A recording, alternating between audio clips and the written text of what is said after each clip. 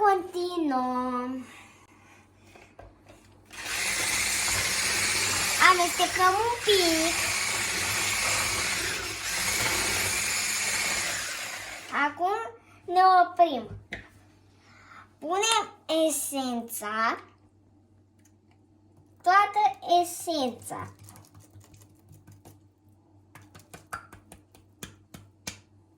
Până nu mai e nimic. După aceea după aceea punem rom.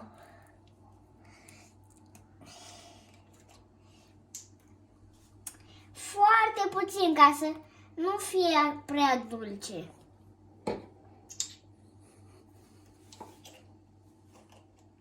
Acum închidem.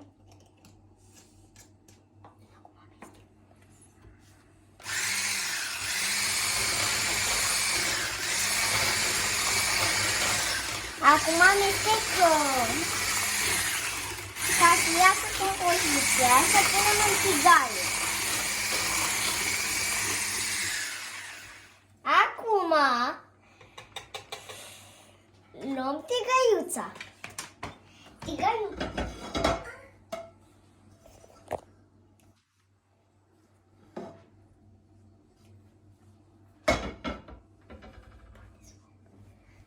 Acum îmi iau scaunul, iau uleiul, de fapt din greșeală. Și acum luăm o de-asta.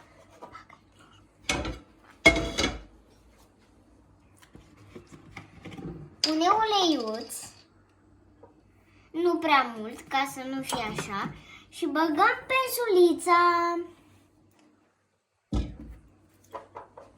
O scuturăm un pic. Apoi liem tigaia. Ce facem? Dăm cu pensula pe tigaie. După aceea mai înmoi un pic, dacă nu ai pus destul.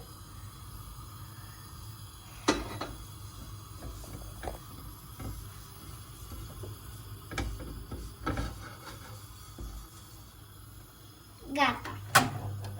Și acum ăsta îl vom lăsa deoparte. Acum vom lua o farfuriuță ca să punem ăsta pe ea. Apoi luăm un pic.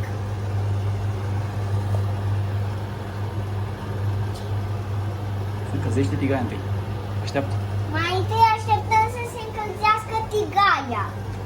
Cum ne dăm seama dacă tigaia e gata?